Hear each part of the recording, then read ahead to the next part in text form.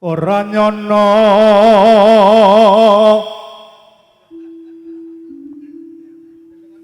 ora ngira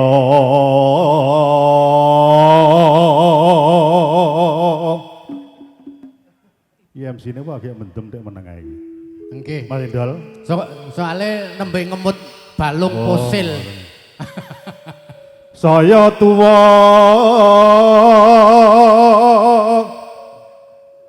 nandang lara pranti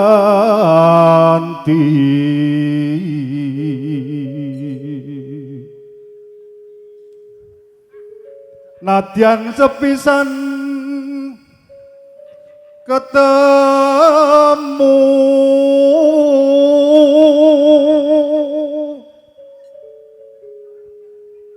kedenggonku rasa tresna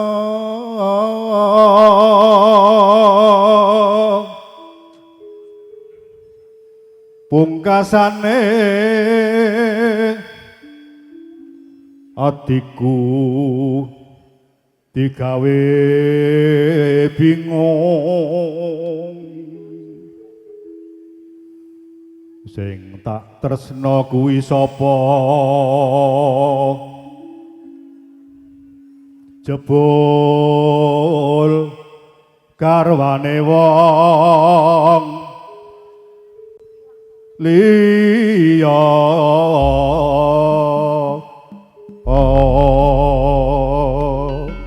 Wah, Pak Gimen Rejosari. Tresnani garwane wong liya. Kalau tak milih, Nggih. orang milih, gak milih, nak milih, gue gak kecewa. Nggih. Salah setunggal. Nggih. Di Pak Narno itu ganti sembadani tenan nih. Sembot to. Ah nggih. Nyanyi umbyukan bae. Kersakane Gue kampung salah Pak. setunggal. Garwane wong liya. Sak pupuh langgam, sak pupuh di kecolke. Monggo Pak, mriki Pak. Gue sih aku. Monggo Pak Men, dicaketi. Suwe amor penyanyi ini rada-rada. Nggih. Anu. Kula niku nek ketemu perkewuh. bocah-bocah ngeten iki pun perkewuh kok, Pak. Nggih. Amore sinden terus penyanyi, jadi ya. Nggih. Jelas sih awet nom. Nggih. Nek pun kula panjenengan iki pun awet tuwek, wong kadung tuwek kok. Ya disyukuri mawon. Nggih, alhamdulillah tuwek-tuwek umur sisa sehat-sehat. kumpul.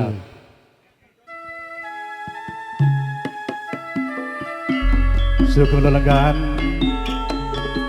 nuwun Bapak Sunarno Sulaga. Sampaikan alor serah.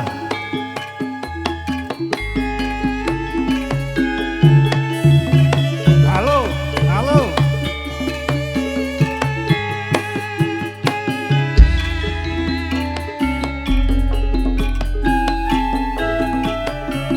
Wong ayu sing tak tresnani rina wengi tak impi-impi aku ora bisa lali mung sliramu pepujan ning ati Senadyan sepisan ketemu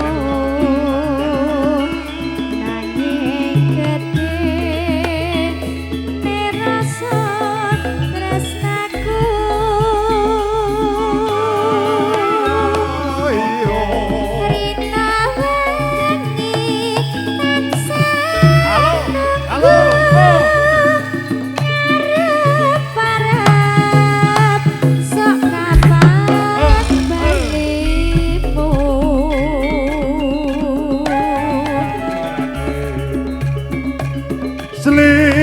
sliramu sing tak tresno karwane wong liya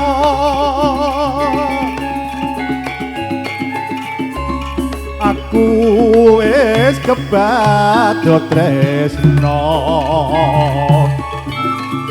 nanging ati kumbang gawe lara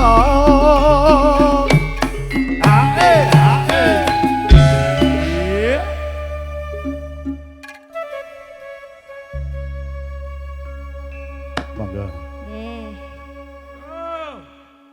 Ning ngopo Kak Siti.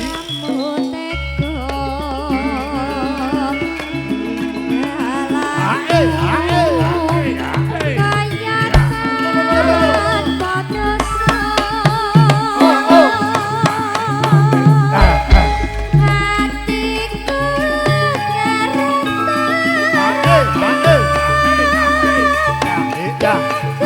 Gustiku lan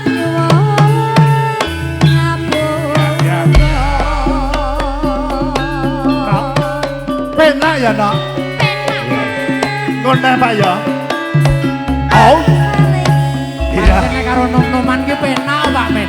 lah iya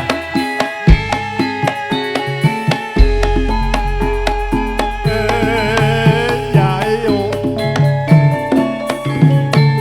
ah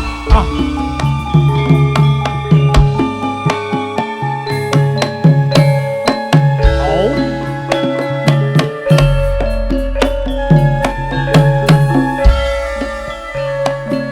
wong ayu sing tak tresnani